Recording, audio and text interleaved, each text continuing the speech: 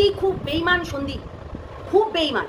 হ্যাঁ, সন্দীপ আজকে যদি বেইমান হতো, মানে ও কি কন্ট্রোভার্সি ক্রিয়েটার? আমি হাসি, ও কি কন্ট্রোভার্সি ক্রিয়েটার যে সন্দীপ বেইমানি করে দিল? হ্যাঁ সন্দীপ, তুমি এত খারাপ, তুমি এত খারাপ। তোমার দিদি, তুমি দিদি বলে রেখেছো, তুমি তোমার দিদির কাছ থেকে ভাইফোঁটা নিয়েছো, তুমি এত খারাপ, এত বেইমান, এত বেইমান তুমি। তুমি সত্যি মানে সম্মান রাখতে জানো না? হ্যাঁ, যাকে ভাইফোঁটা দিয়েছে রীতিমতো বাড়িতে এসে ভাইফোঁটা দিয়া, হ্যাঁ অনেক কিছু দেখানো, সত্যি খুব খারাপ লাগছে। হ্যাঁ, তুমি এরকম ধরনের কাজগুলো করতে পারলে সন্দীপ? অতি সহজে মানুষকে জানোয়ার বলা যায়, অতি সহজেই তার নেচার নিয়ে কথা বলা যায়, তার নেচার, তার হচ্ছে স্বভাব চরিত্র নিয়ে কথা বলা যায় অতি সহজেই। বিশেষ করে আমাদের নগর দিদি ভালো জানে যে অতি সহজেই কাকে কি বলতে হয়। নগর দিদি ভালো জানে যে ওকে টার্গেট করে কি কথা বলা যাবে। জানে নগর দিদির কাছে কন্টেন্ট, যে কোনো প্রকারে কন্টেন্ট চাই, শুধু কন্টেন্টের জন্যই সব কিছু হয়। ঠিক আছে, কন্টেন্ট, সব কিছু কন্টেন্টই হলো, সব কন্টেন্ট। ঠিক আছে, অতি সহজে জানোয়ার বলে দেওয়া হয়। ও দিদিতে বেইমানি করবে, দিদিতে বেইমানি করবে, তখন কিছু হবে না, তাই না অর্পিতা দি ভাই? সত্যি আজকে বলো তো, সঙ্গীতা চক্রবর্তীর সঙ্গে সঙ্গীতা চক্রবর্তী ক্রাউড ফান্ডিং করেছে। তোমরা কলে যখন থাকতো সঙ্গীতা চক্রবর্তী ক্রাউড ফান্ডিং করেছে। সঙ্গীতা চক্রবর্তী সবসময় তোমাদেরকে একটা জিনিসই বোঝাতো যে এই কথাগুলো বলো না, এই কথাগুলো কখনোই বলবে না, কিংবা ওটাই কথাগুলো বলবে না। ঠিক আছে, আজকে পিঙ্কি পালের কথা বলছো, পিঙ্কি কাকিমার কথা বলছো। হ্যাঁ, আমরা ন্যায্য জিনিসটাকে যখন আমার চোখ খুলে গেছিল, তোমাদের এই চোখ খোলার বিষয়টা বলি, চোখ খোলার বিষয়টা বলি, তোমরা হয়তো জানো না যারা নতুন ভিউয়ার। প্রীতম একদিন তার রিমা দিদিকে ভিডিও কলে আমিও ছিলাম, আমি ছিলাম, প্রিয়াঙ্কা ছিল, সোমা ছিল, আর আকাশ দাদা ছিল। ঠিক আছে, আকাশ দাদা ছিল, এটা হচ্ছে ওই প্রীতমেরই সব দাদা ফাদা। তো সেখানে প্রীতমও ছিল। সেখানে কিন্তু আমি সত্যি কথা বলতে আমি ওইটা স্ক্রিন রেকর্ডিং করিনি। সেখানে আমি কথা বলতে যাচ্ছিলাম, তো কথা বলতে গেলাম, তখন আকাশ দাদা বলছে চুপ। সেখানে এই প্রীতম রিমা দিদিকে রীতিমতো প্রপোজ করছে। কেমন না, তো আমাদের মধ্যে শারীরিক সম্পর্ক সমস্ত কিছু হয়ে গেছে, তাহলে আই লাভ ইউ বলতে বাধাটা কোথায়? আই লাভ ইউ বলতে বাধাটা কোথায়? এই কথাটা বলছে। তখন আমি শুধু মানে জাস্ট হওয়া হয়ে গেলাম যে শারীরিক সম্পর্ক মানে, তার মানে কি ওরা রীতিমতো সহবাস সমস্ত কিছু করা হয়ে গেছে, রীতিমতো সমস্ত কিছু করা হয়ে গেছে, তারপরে গিয়ে হচ্ছে এইসব কথা বলছে যে আরে শারীরিক সম্পর্ক হয়ে গেছে আর শুধু আই লাভ ইউ বলতে বাধা কোথায়? তার মানে সত্যিই রিমিকে ঠকাচ্ছে, সত্যিই রিমিকে ঠকাচ্ছে প্রীতম। আমি এই কথাটা যখন শুনলাম, তারপরে সত্যি কথা বলতে একটা জিনিস আমার মাথায় টনক নড়ল যে আদৌ কি পিঙ্কি পাল খারাপ, আদৌ কি হচ্ছে রিমি খারাপ, আদৌ কি রিমি খারাপ যে তাকে এই ধরনের কথা বলাই যায়? সত্যি আমার তখন থেকে মনে হলো, আমি সোমাকে বললাম এটা যাচাই করা দরকার, এটা যাচাই করা দরকার। যাচাই করে জানতে পারলাম অনেক কিছু। তোমাদেরকে যদি বলতে বসি সকাল হয়ে যাবে, তো অনেক কিছু জানতে পারলাম যে তাদের মধ্যে সেই রাত্রেবেলায় কি কি হয়েছিল, মানে 25শে ডিসেম্বরে কি কি হয়েছিল না হয়েছিল সমস্ত কিছু। ঠিক আছে, সেগুলো কিন্তু আমরা জানতে পারি। এবং আরও অনেক কথা যেগুলো মারি দিদির সঙ্গে মেঝেতে শুয়ে কি কি করেছিল। ঠিক আছে, মারি দিদির সঙ্গে মেঝেতে শুয়ে সে কি কি করেছিল, এই রিতম কি কি করেছিল, সমস্ত কিছুই আমরা কিন্তু জানি। এইগুলো যাচানোর জন্য আর একটা দিদি গিয়েছিল, ও একটু বেটো মতো, ওই দিদিটার কাছ থেকেও অনেক কিছু জানতে পারলাম যে সেই ঘরে সেদিনকে এই রিতম কোথায় ছিল। রিতম ছিল একদম সোমারা শুয়েছিল পাতাল করে, আর পায়ের দিকে ও শুয়েছিল, নিচে শুয়েছিল মারি দিদি আর সেই দিদি, এবং তারা এরকম চিপাচিপি কিসব করছিল, মানে টিপাটিপি আর কি, টিপাটিপি এইসব আর কি কিসব করছিল। ঠিক আছে, বললামই তো। এইবার কেঁচো খুঁড়তে গিয়ে কেউটে বেরিয়ে আসলো। কেউটাটা বেরিয়ে আসার পরে আমরা কিন্তু সমস্ত কিছু, বিশেষ করে আমি যখন যাচাই করতে লাগলাম, তারপরে কি রিমির সাথে দিয়েছি। ঠিক আছে, রিমির পাশে থেকেছি, রিমির সাথ দিয়েছি, এবং যেটা অর্পিতা দি ভাই তুমি পারোনি সেটা আমরা করে দেখিয়েছি। আর অর্পিতা দি ভাই একটা কথা বলো, তুমি একটা কথা বলো, যে আজকে সঙ্গীতা চক্রবর্তী ক্রাউড ফান্ডিং করে, তুমি দেখেছো কোনোদিনও ক্রাউড ফান্ডিং এর কথা এখানে এসেছে? লাখ লাখ কোটি কোটি টাকার হচ্ছে ক্রাউড ফান্ডিং করে, সে হচ্ছে একটা বাজে কাজ করে, রীতিমতো এর মেয়ের কাছে ছেলে আর ছেলের কাছে মেয়ে মানে দেওয়া নেওয়া করে। তুমি এগুলো প্রমাণ দিতে পারবে অর্পিতা দি ভাই? তুমি আজকে সন্দীপ যেই বলেছে সন্দীপ খুব খারাপ হয়ে গেছে, তাই না? কিন্তু সন্দীপের বাড়িতে গিয়ে চ্যানেলটাকে যে দাঁড় করিয়েছে, পয়সা দিয়ে উপার্জন করেছে, তার গয়নাগাটি যে ছাড়িয়েছে, সেটা তো বলছো না, সেটা তো একবারও বলছো না। আজকে ও এতগুলো ভিউয়ার্স কি করে পেলো? যারা মালদার পার্টি বিদেশে থাকে, কোথা থেকে পেলো? কে চিনতো ওকে? কে চিনতো? কেউ চিনতো না। তো কোথা থেকে পেলো? নিশ্চয়ই হচ্ছে সন্দীপের থ্রুতেই জানতে পেরেছে, সন্দীপের থ্রুতেই হচ্ছে তারা তাকে চিনতে পেরেছে তো নাকি? অ্যাকচুয়ালি আমরা কন্ট্রোভার্সি ক্রিয়েটার, তাই আমরা প্রত্যেকটা মানুষ, আমাদের প্রত্যেকটা মানুষ সত্যি কথা বলতে সবাই জানতে পারে যে আমরা এই হয়েছে ওই হয়েছে, তাই না? আমাদেরকে চিনতে পারে। তাই বলে কি তাদের সঙ্গে আমরা 2 নম্বরই করবো? হ্যাঁ, তাদের সঙ্গে আমরা কোনোদিন 2 নম্বরই করেছি? তুমি বলো, তুমিও করোনি, আমরাও করিনি। আমরা যেটা ন্যায্য সেটা ন্যায্যভাবে বলেছি। গামলাকে যখন দিচ্ছিল, গামলাকে যখন হচ্ছে বলছিল, তখন কি সন্দীপ শিখিয়ে দিয়েছিল যে তোমরা এটা বলো, তোমরা ওটা বলো? শিখিয়ে দিয়েছিল? শিখায়নি তো। তাহলে নিশ্চয়ই নিজেরা গোপন জিনিসগুলো জেনেছে, জেনে শুনে তখন এখানে গীত গাইতে বসেছে। তাই বলে সেম টু সেম যেটা গামলার সঙ্গে করেছিল সেটাও কি সন্দীপের সঙ্গে করা যায়? সেটাও কি সন্দীপের সঙ্গে করতে হবে? তাই না? সন্দীপ তার কাছের মানুষ, তার এখন ভাই হয়ে গেছিল, তাহলে সেই মানুষটার সঙ্গে কি বেইমানি করা যায়? খুব সহজেই বেইমানি করা যায় না?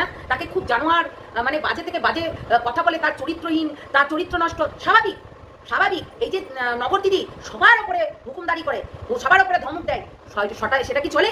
তোমার ওপরেও ধমক দেয়, তোমার ওপরেও তোমাকেও ও ধমক দেয়, তুমি সেটা শুনবে? তুমি ওর বান্ধবী, আমি ওর বোন হিসাবে ছিলাম, এখন নেই, কিন্তু আমি ওর বোন হিসাবে ছিলাম। সেই দিনকে রিসেন্ট ও অনেক কিছু বলেছে আমাকে অনেক কথা বলছিল, ধমকিয়ে চমকিয়ে আমাকে অনেক কিছু বলছিল। তাতে আমি কি মাইন্ড করেছি? কিংবা আমার নেচার কি সেখানে খুব রুটলি ছিল, লাউডভাবে কথা বলেছি? বলিনি তো। সবাই সেটা হয় না, ঠিক আছে? সন্দীপ একজন ব্লগার, বড় চ্যানেল তার। তাহলে সে যদি তাকে ধমকানো হয়, তাকে চমকানো হয়, তাকে বাজে থেকে বাজে কথা বলা হয়, তার চরিত্র নিয়ে টানাটানি করা হয়, তাহলে খুব খারাপ হয়ে যায় না সন্দীপ? তখন হচ্ছে কিছু বলবে আর এসে তখন ও খুব খারাপ হয়ে যাবে। সেটাই তো হলো সন্দীপ। আজকে সন্দীপকে জানোয়ার বলা যাচ্ছে, তার চরিত্র নিয়ে কথা বলা হচ্ছে, তার বাবা কেন পালিয়ে গেছিল, তার মা কেন হচ্ছে থাকে না, এইসব খুব ভালো কথা না? এগুলো খুব ভালো কথা। এর ভেতরে কোনো হচ্ছে মানে প্রতিবাদ করা হবে না, তাই না? এগুলো নিয়ে কোনো প্রতিবাদ করা হবে না, এগুলো খুব ভালো কথা। ওর মা, সন্দীপের বাবা আর মা কেন সেপারেট থাকে, কেন আলাদা থাকে, এই কথাগুলো বলা যায়, এই বাজে থেকে বাজে শব্দ চয়ন করা যায়, তাই না? তাই না? সত্যি তোমাদের কাছে কন্টেন্টটা কন্টেন্টের মতন হয়ে গেছে, কিন্তু তোমরাও একটা চিন্তা করো, আমরা প্রতিটা ব্লগারকে নিয়ে রীতিমতো প্রতিবাদ করি, তারপরে গিয়ে তারা শোধরাবার চেষ্টা করে, ঠিক তাই তো? ঠিক তাই তো? তাহলে এক্ষেত্রে কেন হবে না? এক্ষেত্রে কেন হবে না? আজকে দিদি সিম্প্যাথি কার্ড খেলতে এসেছে, দিদির অনেক দোষও আছে। দিদি যদি শুরু থেকে এই জিনিসটা মেনটেন করতো, কিংবা তার সাকরেতদেরকে মেনটেন করাতো, তাহলে হয়তো এটা করতো না। আচ্ছা আমাকে একটা কথা বলো, তিনটে ভিডিও নামিয়েছে, চারটে ভিডিও নামিয়েছে, কাদেরকে নিয়ে?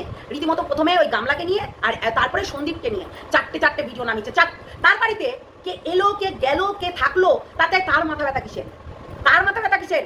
সে যখন আমাদের কাজল জিজুকে নিয়ে নষ্টি করতে যায়, সন্দীপ কি তাকে বারণ করে? নাকি তাকে নিয়ে বাজে থেকে বাজে শব্দ দিয়ে কথা বলে, কন্টেন্ট করে সন্দীপ? করে না তো। তাহলে এখন কেন বলা হচ্ছে? সন্দীপকে দিয়ে আমাকেও গালি খাইয়েছে, তবুও আমি তার হচ্ছে পয়েন্টে আমি কথা বলি। আমার সেটা নিয়ে আমি তো জানি, বুঝতে পারছি তাকে দিয়ে ভিডিও নামানো করানো হয়েছিল। এমনকি প্রীতমকে দিয়ে দিদিভাইয়ের এগেনস্টে নামানো করানো হয়েছিল রিসেন্ট। সেই কল রেকর্ডিংটা আমার কাছে আছে, যেটা কিনা প্রীতম বলছে আমি এই ঝামেলার মধ্যে থাকতে চাই না, আমাকে হচ্ছে এই সবের থেকে মুক্তি দাও। আমাকে ফোন করেছিল তোমার বিষয়ে মুখ খোলার জন্য। আচ্ছা, ওর দিদিভাইয়ের বিষয়ে কি মুখ খুলবে? বলতে পারো না। তাহলে জিনিসগুলো দেখে শুনে কথা বলো, যে দোষ তোরও আছে। এই কথাটা বলো দেখিনি তোমার ওই বান্ধবীকে। তুমি বলো, অর্পিতা দিভাই তোমাকে বলছি আমি, তুমি বলো যে তোমার বান্ধবীকে যে দোষ তোরও আছে, তোর 100% থেকে 100% দোষ। তোর দোষ নেই? তুই হচ্ছে মানে চুন খসতে পান খসতে অমনি লাইট চালু করে তোর মারতি তাদের বাড়িতে, রীতিমতো খাওয়া নেই দাওয়া নেই, তোর মারতি কেন? অসুস্থ হয়ে যাবে তো, তাই না? তাকে যেতে হবে, তাকে সিন্ডিকেট করতে হবে, তাকে টাকা হচ্ছে ট্রান্সফার করতে হবে, একাধিক অ্যামাউন্টের টাকা। কেউ 65,000, কেউ 45,000, কেউ 40,000, কেউ হচ্ছে 41,000, এত করে টাকা দিয়েছে। সেই টাকা কি সত্যি কি সন্দীপ হচ্ছে আত্মসাৎ করেছে? না, 50% তার অ্যাকাউন্টে গেছে আর 50% দিদির অ্যাকাউন্টে থেকেছে রীতিমতো। সেইগুলো নিয়ে বলতে পারছো না? হ্যাঁ, এটা কে তুলেছিল? সন্দীপ তুলেছিল যে খাট লাগবে, বিছানা লাগবে এবং আলমারি লাগবে, বলেছিল সন্দীপ তুলেছিল। দিদি যেচে পড়ে রীতিমতো টাকা তুলিয়েছে, এখান থেকে টাকা তুলেছে, তারপর খাট বিছানা নিজে বানিয়েছে। এবার কত টাকা কি পড়েছে না পড়েছে সেই অ্যামাউন্টগুলো কি বলেনি তো। তাহলে হিসাব করে দেখতে গেলে অনেক কিছুই দেখা যায়। তারপরে এসে তাকে চরিত্রহীনা বলা যায়, তাই না? বাড়িতে যে সেই আসতে পারে, কিছু এই যে লাইভেই বলছিল দিদি যে আমার দোরগোড়াতে সবাই আসে, তার বাড়িতে সবাই যায়, তো কই বলে না তো সন্দীপ যে তোমার বাড়িতে কে ছিল, তোমার বাড়িতে কে এসেছিল, কই গোপনে কথা বলে না তো সন্দীপ? বলেছে এখনো পর্যন্ত যে তারাপীঠে সন্দীপ কাকে নিয়ে দিদি কাকে নিয়ে শুয়েছিল? কোনোদিন বলেনি তো। তাহলে দিদি কেন গায়ে মেখে নিচ্ছে? তাদের সার্ট্রেটদেরকেও তো বলতে হবে যে এরকম করে বলো না, এরকম করে তুমি বলো না। এখন এতদিন ঠেকে এসে এখন ভাই হয়ে গেছে জানোয়ার, তাই না? ভাই হয়ে গেছে জানোয়ার। ভাইকে অতি সহজেই বাজে কথা বলা যায়, ভাইকে অতি সহজেই বাজে কথা বলা যায়, অথচ ভাই কিছু বলতে পারবে না। এটা ও কন্ট্রোভার্সি ক্রিয়েটার না যে বলতে পারবে না। ও যখন ও বুঝতে পেরে গেছে তো যে আমি আমার, আমি ঠিক আছে, ও নিজেও বুঝতে পেরে গেছে। সবার সাহস থাকে না, যেমনি তোমারও নেই আমারও নেই তার মুখের ওপর দিয়ে কথা বলার, অথচ সে তার লাইভে বাজে থেকে বাজে শব্দ চয়ন করছে। আমি তাকে কোনোদিনও বলতে পারবো না যে তুমি পতিতা, আমি কখনো বলবো না। আমি তো বলেই দিয়েছি, দিদি বলে ডাকবো তোমাকে। তুমি যেমনি তোমার নেচার, তুমি তোমার জন্মগত পরিচয়টা দিয়ে যাও, কিন্তু আমার জন্মগত পরিচয় আমি দেবো, আমার শিক্ষা আমি দেবো, এটাই হচ্ছে আমি, ঠিক আছে? তো এই হলো কথা। সত্যি জানো, জেনে শুনে বলো, আমি বলতে বারণ করছি না। গামলাকে যখন বলেছিল এনজয় করেছিল, এটা কোনো কথা না। এনজয় করেছিল এটা কোনো কথা না। বারবার করে বলেছে যে আমাদের কন্টেন্ট থেকে তোমরা সরে যাও, আর কন্টেন্ট বানিও না, বারবার করে বলেছে। বলেছে কি বলেনি? তাহলে তোমরা একটা কথা সবসময় মাথায় রাখবে, যারা এরকম কন্ট্রোভার্সি করতে থাকে তাদের কথা আলাদা। যেমন এখন মারি আর হচ্ছে মন্দিরা আর হচ্ছে শুটকি রীতিমতো কন্ট্রোভার্সি করছে, এটা গট কেস। এটা গট করে তিনটেকে নিয়ে যাতে কন্ট্রোভার্সি হয়, যাতে একটু চ্যানেলে ভিউজ আসে, ঠিক আছে? কিন্তু সন্দীপ জেনুইন বলে সন্দীপ কিন্তু সরে গেছে, তাতে ওর ভিউজ ডাউন হয়ে যাক, তবুও কিছু বলতে আসে না। কি দিবে কমিউনিটি পোস্ট? কি দিবে তুমি আমাকে বলো না? যার বিতৃষ্ণা ধরিয়ে দিবে তাকে কি কমিউনিটি পোস্টে দেওয়া যায়? হ্যাঁ, তুমি তো বলছো যে কমিউনিটি পোস্ট দিয়ে বলতে পারতে।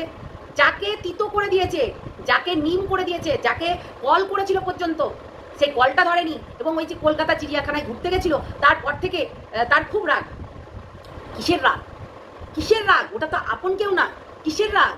আমাদের এই নগর দিদির কিসের রাগ আমাকে বলো দেখিনি। কিসের রাগ হয়েছে? তাকে নিয়ে যেতে হবে সব জায়গাতে, হ্যাঁ, ব্যাগ ঘাড়ে করে নিয়ে যাওয়ার মতন তাকে নিয়ে যেতে হবে সন্দীপকে গাড়িতে করে। শোনো, অনেক কিছু দিদি বানিয়েও বলেছে, এখানে বলেনি তা না। অনেক জিনিস যেগুলো হয়নি সেগুলোও এখানে বানিয়ে বলেছে। তাহলে কি সন্দীপ বলে বলা করিয়েছে? কখনো না। এটা দিদি তার ভিডিওতে ভিউজ আনার জন্য বলেছে। ভিডিওতে ভিউজ আনার জন্য ভাইফোঁটা দিয়া করিয়েছে। তাদের ভেতরে নাকি ভাইফোঁটা দেওয়া নাই, তবুও তারা হচ্ছে তাদের বাড়িতে নিয়ে এসে ভাইফোঁটাও দেওয়া করিয়েছে। একটু দেখে নিবে, তাহলেই হয়ে যাবে। বুঝতে পারলে? একটু জেনে শুনে আমাদেরকে কন্ট্রোভার্সি করা দরকার, তাই না? অতি সহজে কাউকে গালি দিয়ে বাজে কথা বলে বা দু চারটে শব্দ চয়ন করে বলে তাকে হচ্ছে মানে মাটিতে মিশিয়ে দেওয়া যায়, তাই না? সবাই ধরিত্রী আর সবাই অর্পিতা দি ভাই না। অর্পিতা দি ভাই, তুমি ঢাকতে এসে অনেক কিছু উজাড় করে দিচ্ছ, তাই বলছি এটা করো না। সবসময় জিনিসটাকে ধরিয়ে দেওয়ার চেষ্টা করো, তাহলে হয়তো আমাদের এই নগর দিদি শোধরাতে পারে। না হলে নগর দিদি শোধরাবে না। ওই যে কান্নাকাটি করছিল না, এগুলো কান্নাকাটি তার অভ্যেস।